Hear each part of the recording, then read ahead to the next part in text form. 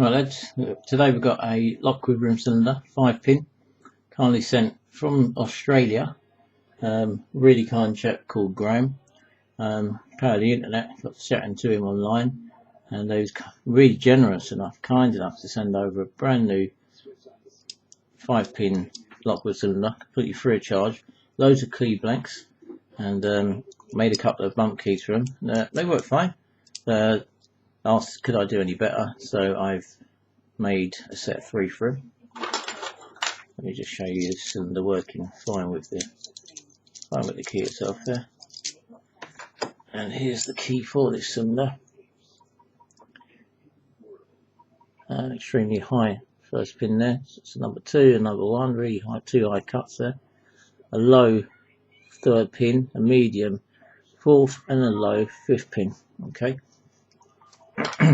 So I've got 2, 3 and 4 keys. Okay, if I wanted to I could do a number 1 here. The number 1 key would be the longest pin that's in, longest key pin that's in the cylinder, so it's got to be the deepest cut. Okay, your next pin up would actually be 9876, but class them as 1, 2, 3, 4, so it's the longest, the deepest, 2, 3 and 4. You won't go past 4 because unless you've got extremely high pins, no chance of bumping them, and I'll show you why. This is a standard lock, this one. So this is a 4 cut. If its camera was to focus, you can see the end there. The original key's at the back in the brass, and my bump key is the one in front. And you can see that it's less than half a mil lower than the actual cut of the deepest cut. So by rights, this key should bump this with ease, because in effect I'm bumping 4 pins and the last pin will be caught on that valley. Okay, so let's see, we go on the Lockwoods. No dampeners, you can use them, but I'm going to hold this in my hand and just go clockwise at 2 clicks, and then we listen for the sets. No luck. I think that's strange. That should have been the keys, but they don't have many sets into this one. Okay, so go down to another 3 key. Again, in and then 2 clicks out. You can use a dampener for these if you want. I'll just demonstrate without the dampener. There we go, 2 hits. That's the lock up. Okay, I'll show you the key in a second. And the last one, where milk autofocus has disappeared to. Last one is a number 2 key. Where's my focus gone? The camera's going back to that over there. Right, at 2 clicks. Okay, clockwards turning motion. Loads of sets. Got 3 resets there.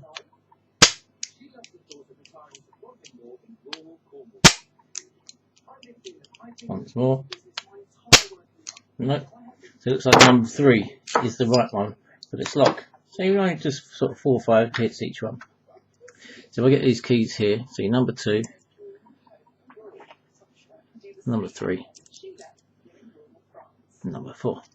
And see if I can just line these up, because some people get the keys and they say to me, oh, they're exactly the same. Well, they're not. Unless you get calipers out and actually measure them, they're not the same. So if I can sort of just line them up as good as I can on camera. It's very hard to do. Right, let's see if that works. It's hard to show on camera the difference in the depths. They look the same, but they're not. There are 0.5 differences in these.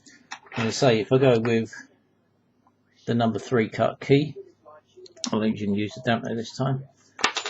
Let's reset the lock with the original key. Just show that it is that key that works. And this key does not work it.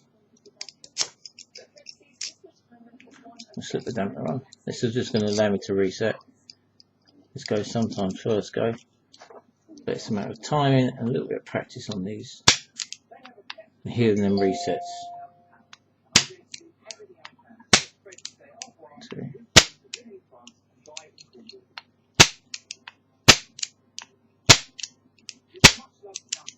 And the other thing you can do is multiple hits. And there it went. Quite a lot of hits, but that's the idea of the dampener.